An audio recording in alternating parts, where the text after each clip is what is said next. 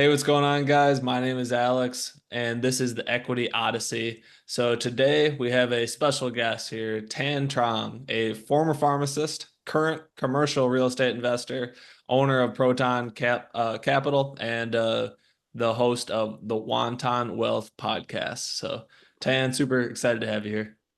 Likewise, brother. Appreciate you having me on. Yeah.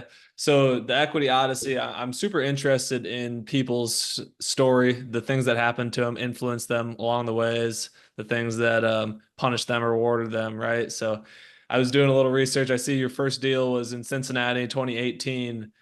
I guess let's start there and just kind of walk me through the process. Yeah, so for the audience who don't know, actually started my career as a pharmacist. I did 2 years of undergrad, 4 years of grad school, local here in Cincinnati. University of Cincinnati was my alma mater, and throughout that education, if you will, I was always pretty interested, or more interested, if you will, in finances and investments and whatnot.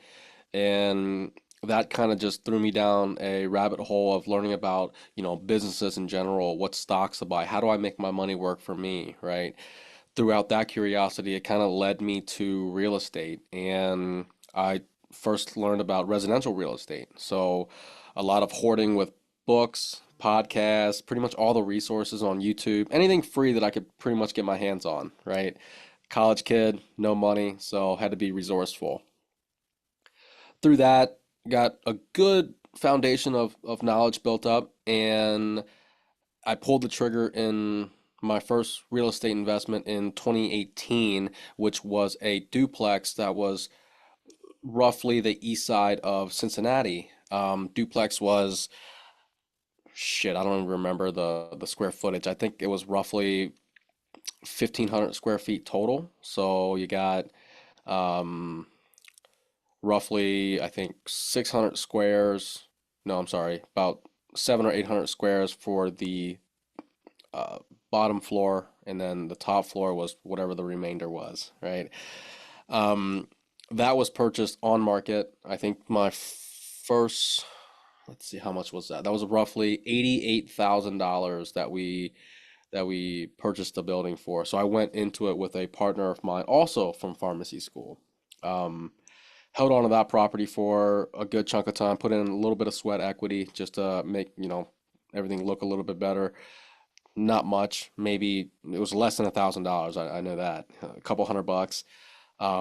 Self-managed it for a while and just cash flow the hell out of it, and eventually refinanced, got out a good chunk of money, and sold it probably in 21 or so. Awesome. Your first deal was with a partner. That's kind of cool. How did you guys structure that? So everything was really 50-50. Everything we found, everything we did together was 50-50. It wasn't like one person was putting more money in or more time in than the other. So that's kind of how we structured it. Just straight off 50-50. Gotcha. Awesome. Would you recommend others go that same route, or is there a better way? In partnerships, you mean? Yeah, to start off with. I think it really depends on your situation. I think if you're someone who wants to go fast, partnerships might slow you down. It's the saying goes, if you want to go fast, you go alone. If you want to go far, you go together. So that's what I believe. That's how I operate. I think if someone who has the capital means and the knowledge behind everything in order to do everything themselves and are better operated in a lonesome manner, then by all means do that. Now, if your resources are a little bit more on the lacking side, I think partners can complement you pretty well in that aspect, whether it be the capital, whether it be the knowledge base, whether it be anything that you are lacking in that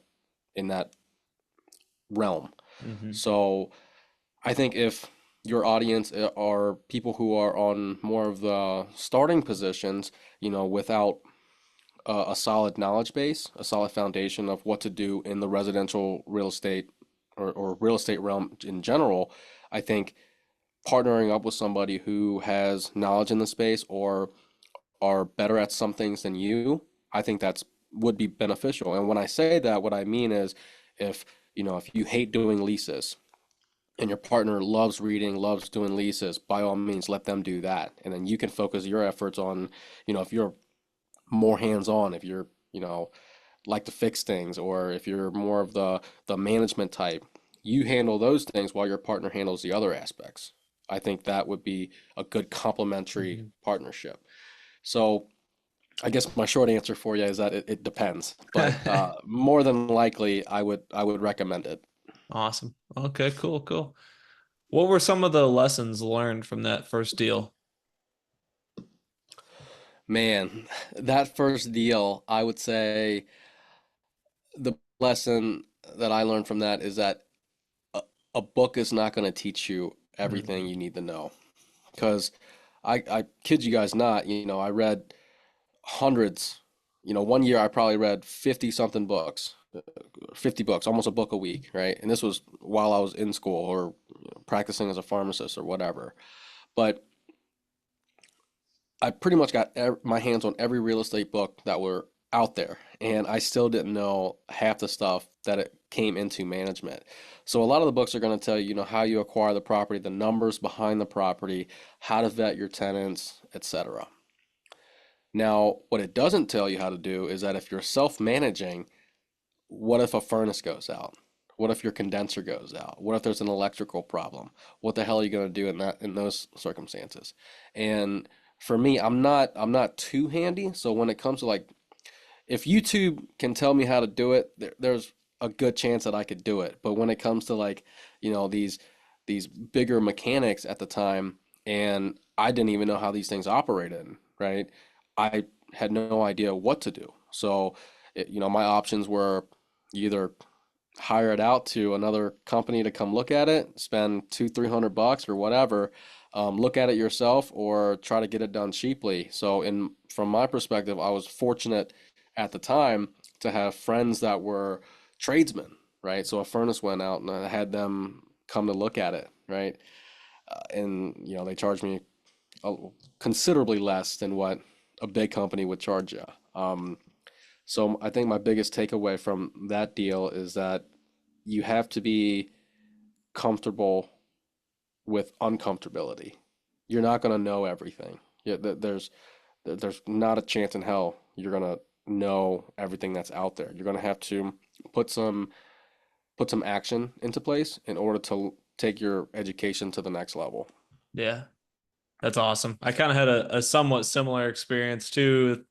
I just kind of got the real estate bug, got obsessed, books, podcasts, and then actually jumped in and took action. And that's when the real learning starts. And that's when you get punched in the face. And Oh, those are the biggest lessons. When you get they punched in are, the face, you're gonna learn the absolute most. yeah, You're not gonna learn the most when you're sitting at your desk reading a book. 100%.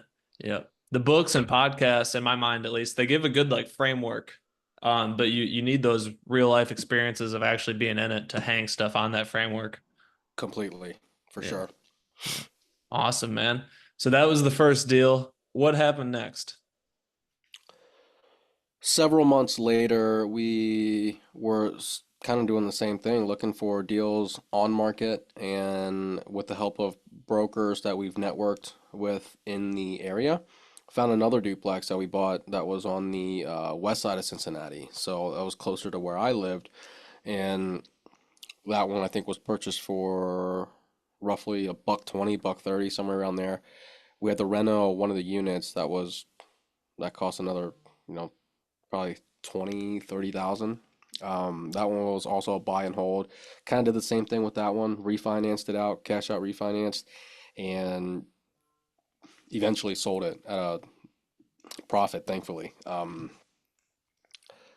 That was a couple months later. Yeah. From there, we kind of just focus a little bit more on the off market deals, figuring out how to purchase deals that are off market via mark,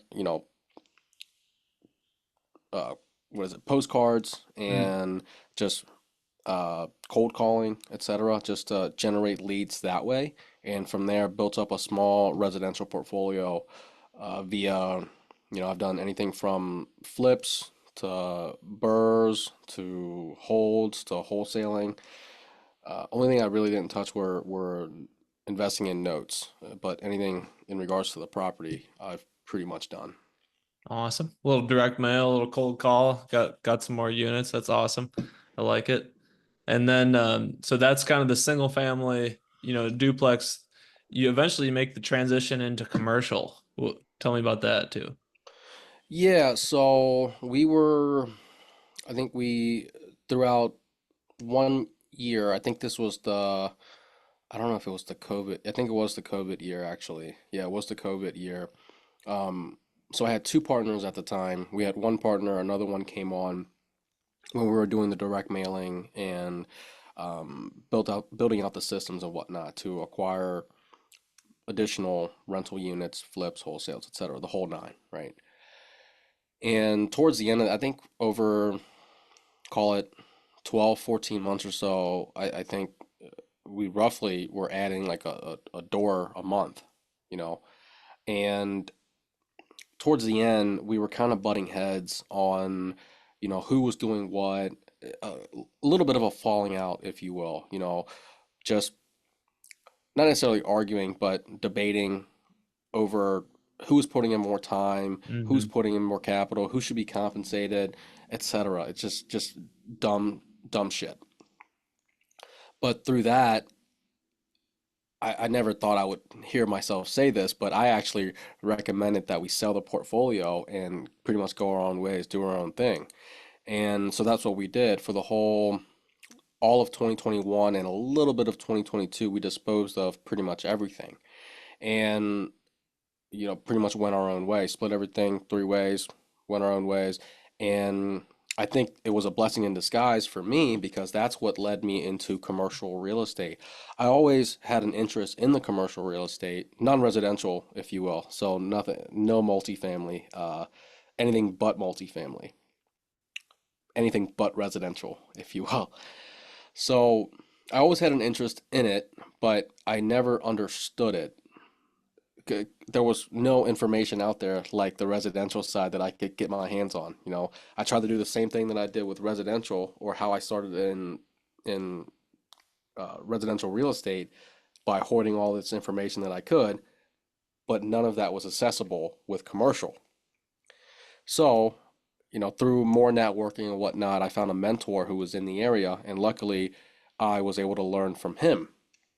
He's local to the market, and I learned everything I know today is pretty much because of him. But does that answer your question, how I transitioned into commercial? Yeah, yeah, it totally does. And I hear this theme, super, super frequently. The theme of, hey, I came across this mentor and they really, accelerated my growth or changed my path or, um had some sort of super large impact on you, right? So I find that probably sharing that with other people and really like driving that point home is probably helpful. So how would you recommend, like, if somebody is kind of newer to the game and recognizing like, okay, everybody that I see successful around me has had a mentor. Like if you were them or you were talking to them, what would you tell them in terms of how to find a mentor, how to vet a mentor, those sorts of things? Well, firstly, I think you would start in your network, right? The secret to success is out there. You just got to be diligent enough to go look for it, right? It depends on what you want to do too. So if we're talking strictly real estate related, I'm sure there's a shit ton of real estate investors in whoever the audience's market are. You just have to look. You start networking with the people around you, telling them, let the whole world know what you want to do. If you want to be in commercial, let them know you want to be in commercial. If you want to buy multifamily apartments, let them know you want to buy multifamily apartments. Get your goals down strategically and defined so that when you tell somebody, they know exactly what you want, right? So in this case, if if you're networking and you find somebody who's doing exactly what you're doing, you got to get some FaceTime with that person. That's who you want to target, right? That's the person you want to go come and talk to. So that's how I would try to find a mentor to begin with. Now, that's an in-person method. Now, some of you guys are more on the social media side, sitting back on the internet, doing your stalking, etc. That's fine too, but obviously don't make it creepy as shit, right? Um, it's you have to approach it a little bit differently online than you do in person. In person, you can just kind of spark up a conversation, talk about whatever the hell. Online, you have to make a really good first impression, right? Because you only have a few seconds to lose this person. If you send them Mhm. a novel, chances are they're probably not going to read the novel. They're pretty busy, right? If you send them one paragraph, your first one or two sentences are probably going to have to hit home really, really well, right? To your second question, how do I vet a mentor? I don't necessarily vet mentors, so the short answer to you there is that I have no idea whether or not whether how you should vet a mentor. I, from my perspective, and I think I can read people pretty well. So within, call it 5, 10 minutes, I can kind of tell whether or not this person is is doing what I want to do Mhm. and or willing to help. Mhm. And I'm naturally attracted to certain people, people that are humble, people that are just go-givers, right? Those are my type of people. If you have an ego on your shoulders, if you're a little bit more on the conceited end, I tend not to talk to you too often. So even if somebody were like that and we're doing what I'm doing, chances are I would not be looking out for them as a mentor. Now, if that some of those things don't appeal to you or nor bother you, by all means, do what you want. From my perspective as well, when you're looking for a mentor and you need someone to mentor you, probably the worst question you can ask is how they can help you. Mhm. How you lead how you lead, business, how you lead life is figuring out how you can add value to the other person or the other party or to the world. And you'll get compensated tenfold when you do that. So how I was able to get my mentor was through that same philosophy. I did stalk him. I'm not gonna lie. I stalked him on the internet for a while, you know, and I was trying to get some FaceTime with him, reaching out on Facebook Messenger. I didn't have his email. I tried to reach out to some of our mutual friends or whatever, but consistently day in and day out, the answer was pretty much no because he was super busy. He didn't really have the time, but he loved helping people, right? I I tried every trick under the sun, let's go out to dinner. Let's go to your favorite cigar bar. Bring your whole family. I'll pay for their whole thing. I just need an hour, 30 minutes with you, whatever. And eventually, he caved, if you will. But when he did cave, it was an hour away. He had a lake house that's about an hour east of us. He said, "Come, I mean, I got some time now. If you want to come to the lake house, this is the address. We can hang out for a little bit and blah blah blah." After I saw that, I was like, "Hell yeah!" Packed my shit, booked it out of the door, and somehow that hour turned into 8. I ended up having a couple beers with him, and I just stayed the night at his lake house, and now we're pretty much great friends ever since. Um, but during that conversation with him, the last thing on my mind was how I could learn from him or how he could benefit me in any way. My main priority was I was like, man, I've been trying to get in front of this guy for months, right? Couple weeks at the minimum, right? But he's consistently busy. Like, why is he so busy? What the hell is he doing? That's he's just. I mean, I get it. You got a family, you got kids, whatnot, but like, you don't have a W-2. Like, what is going on in your life right now that's taking up all of your time? Because every single time I reach out, the excuse is, man, I'm busy. I can't right now. I got a lot on my plate, etc. So the whole shit, I mean, the whole whatever, 8 hours that I spent with him awake was like, what are your bottlenecks right now? What problems are you facing right now? How can I fix those problems for you? How can I solve those problems? Or have you tried this? Have you tried that? So figuring out how to solve his problems was my priority. And even the day after, I was taking mental notes and just taking it home with me. And then when I took home, I actually was not even working on my stuff. I was working on figuring out like how what if he tried this? What if I gave him this suggestion? Could it help his business? And I formulated this big ass email that sent over to him like, hey, these are the problems that I remember from our conversation. Obviously, we were drinking, so I don't have all of it, but I think these are some okay solutions, if not possible solutions for what you're facing right now. Try them, let me know. If not, I'll keep looking for solutions, etc. And I think that went a long way with him. That resonated with him that I was trying to add value to him versus trying to leech any type of knowledge or benefit for me. And that is how he became a mentor of mine and pretty much one of my best friends today. So it's what you give is what you get, I guess is the short end of the lesson there. Yeah. No, I actually really, really like that. Just to boil it down, basically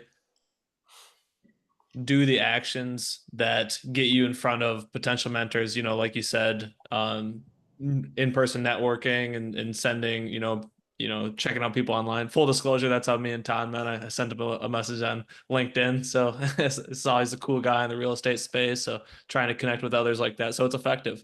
And then leading with value, like you said. So yeah, I actually really, really like that advice. So everybody listening, that's write it down. It's not that hard. Just needs action. So I dig it, man. Awesome. Well, tell me about what does your real estate business look like today? What do you need more of? What are you looking for?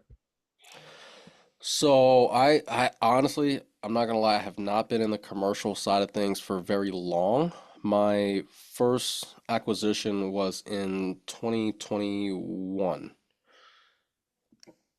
Yeah, 2021. Actually, what's funny is that December 31st of 2020 was my last day in my W-2, and exactly 1 year later, December 31st, 2021 was my first commercial real estate acquisition, which is a strip mall that's here in Cincinnati. Ever since then, I've been a partner within three other deals. Um, these are all retail slash flex space buildings.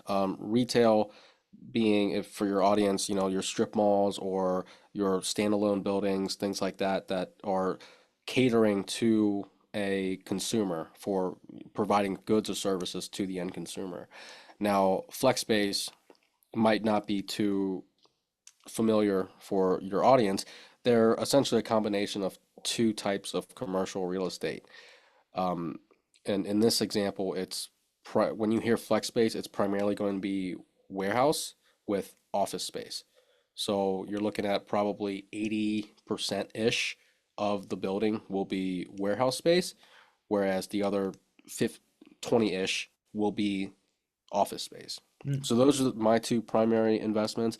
So ever since 2021, um, I've acquired roughly, call it $9 million worth of real estate. I'm sorry, roughly $11 million worth of real estate, and added 9+ million worth of value to those projects. Um, and they probably cover roughly 500,000 square feet of space. awesome. So what does my business look like now? Really, it's about the acquisitions. I'm continuously looking for deals, always looking for deals throughout the Midwest. That's kind of my main target, but I'll look at a deal pretty much anywhere. But even with that being said, I avoid California. I let's call it, let's say that I avoid the coastal states. That because the numbers just don't make sense out there. Another state that I'll avoid is Illinois, right? Investor wise, I do have a lot of investors. I could always use more. If somebody's interested in what we're doing, happy to talk. And I'm pretty blunt and I'm too transparent. A lot of times I'm too honest. So I'm a terrible salesman, but if anybody's interested in that, great. But yeah, my main focus right now is continuously finding deals and continuously trying to help additional investors with what we do. Awesome. Super cool. I'm also my interest is growing in non-residential real estate as well. So what has you more so interested in, like flex space or retail above multifamily apartments?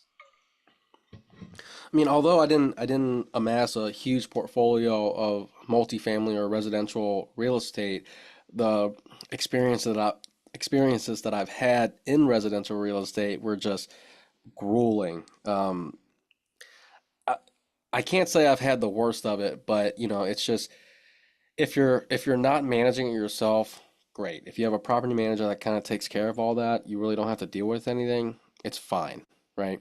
But at the end of the day, it's a field that is continuously getting more competitive.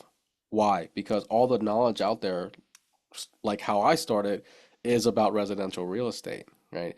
Everybody within your market is pretty much fighting for the same house. They're fighting for the same house. They're fighting for the same. No matter how far up in the ladder you get, each rung has its own set of competitiveness. You got people starting out looking for I'm sorry for duplex for quads because they heard some guy on Bigger Pockets talk about house hacking. That's exactly what I want. All right. Now, once you get up from there, you got guys who are flippers. Okay, this is the type of house I want. Right? How many flippers you have in Cincinnati? Hundreds. I can name hundreds of flippers in here. I could probably name another 50 wholesalers. Right? And then as soon as you get done in this field of the single families, the burrs, etc., you move up to multifamily. And in the multifamily field, you got your guys who are just starting out in an apartment. So anything above 4 units, from 5 to probably 20. That's your first area. Tons of competition there. 20 and up, tons of competition there, right? You get what I'm trying to say. Everybody in here is fighting against each other unless you have the best system out there somehow of finding your own deals, right? Or if people in your market knows you for exactly what you do and you have those relationships already. Phenomenal. I transitioned to commercial because the competition is somewhat less. There's a moat in commercial real estate. Nobody knows. I could if I were to go to a networking event in Cincinnati, we have one every month. I'm literally the only guy there that does commercial real estate. Within Cincinnati itself, how many people actually do commercial real estate? There's probably just a handful, maybe 5 or 6 guys. It's actually expanded now. It's probably 10 now, right? And I'm sure there are more that I don't know, right? So, but what I'm trying to say is the the the the sandbox there is a lot more friendly. There's a lot. If you have two sandboxes with the same amount of toys, this sandbox, you can play with all the toys in this sandbox, right? So I guess less competition is one of it, but aside from that, what I really, really love about it is the business aspect. And when I say the business aspect, what I mean is I'm dealing with tenants who are business owners. I get to have conversations with all of these tenants on what they're doing, how they're overcoming challenges, how they're breaking through in whatever difficulty that they're having at the moment, or how they're able to generate X amount of revenue, like crazy stuff, and what they're doing with marketing, all that.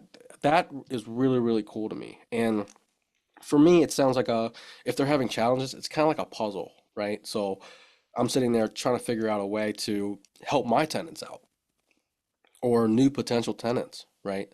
I just, for me, I like talking to business owners versus having talking to a residential tenant who's really there just for the stay because it's a convenience, right? Business owners, they're really there to make a livelihood, and they tend to keep the space clean. The turnover really isn't that bad. They Hmm. usually improve the space. It should be professional in some capacity, right? If they're serving customers out of there, right? Versus sometimes you have residential space that's just completely obliterated because, you know, they just don't care. And that's just how they live, right? I don't Very stark differences between the two. Um, I appeal more to the commercial side. I'm not saying there's no money in residential. I just appeal more to the commercial side because those are the things that that I like to do, talking to business owners, figuring out problems with business owners, and having less competition is always better. Mm, I like it. Awesome, awesome. Yeah, I hear what you're saying there. The headaches of residential are plenty. But yeah, awesome. Okay, well, super cool. Who is someone in the field that you admire, and why do you admire them? Someone in the field that I admire. Well, the first one I have to tell you is Ash Patel. He's a phenomenal guy. Just probably the biggest go-giver out there. If you guys haven't heard of him, check out the Best Ever podcast. He's a co-host on there. He has a couple other programs too that's kind of changing the landscape of commercial real estate. He's teaching people in the commercial real estate realm. Um, there's a lot of other people I know in the commercial realm, but I can't say that they're instrumental in in the field. If I had to name somebody, I I think two came to mind that I don't personally know. Uh, Beth Azor and Aviva. I don't remember her last name, but they are both hosts of two other podcasts on the commercial real estate realm, and they provide a ton of knowledge. So I would check out those podcasts. I think Beth Azor is like real estate rock stars or something about leasing. Azor, Azor. If you just Google her, I'm sure she'll come up. Aviva, I think her podcast is called Commercial Real Estate Secrets. Ton of value there, and they're short, digestible episodes.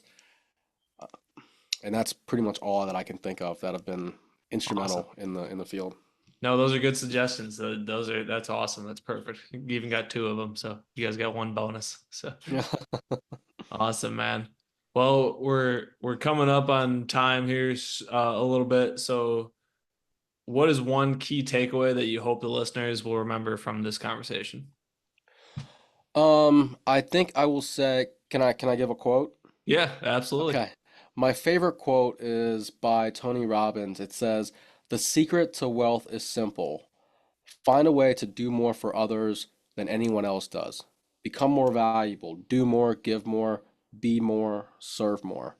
So that kind of goes along with the aspect that I've mentioned on being a go-giver.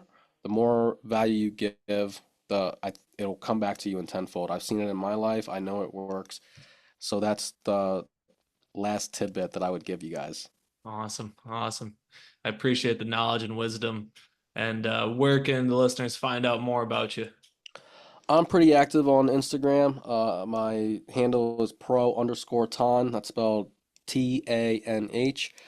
You can check me out on my website. It's protonprofits.com, or I have a podcast called Wonton Wealth. If you search it, I have a little bits of tidbits that I present every week on commercial real estate. That is hopefully going to complement my book. Um, so yeah, check that out. Let me know. Give me some recommendations or reviews, and let me know how it is. Awesome. I was checking out your podcast too. They're really good. Like they're short, like you said, digestible. It's on an idea and gives you a really clear picture. So I like that. And when's the book coming out? So it's I finished the content is finished. I have slight editing for the second volume and the third volume. Well, I'll back up. The first time I wrote it, I pretty much just vomited it out. So I got like 23 chapters kind of already, the content's kind of already there. Mhm. For volume two and volume three, I do need to go back and add a little bit more of my voice into it. Volume one is going to be the foundation of commercial real estate, which is like all the stuff that you guys are hearing in the podcast now. That all the content's done. I'm working on formatting and graphics right now. So hopefully not too much longer in the future. I don't have a definitive date for you, but as soon as I can get people rolling on the graphics, the design, and all that shit, it should be out very shortly thereafter. So I'm anticipating within the next 8 weeks. Awesome. Well, you heard it, guys. Stay tuned. Check out his Instagram.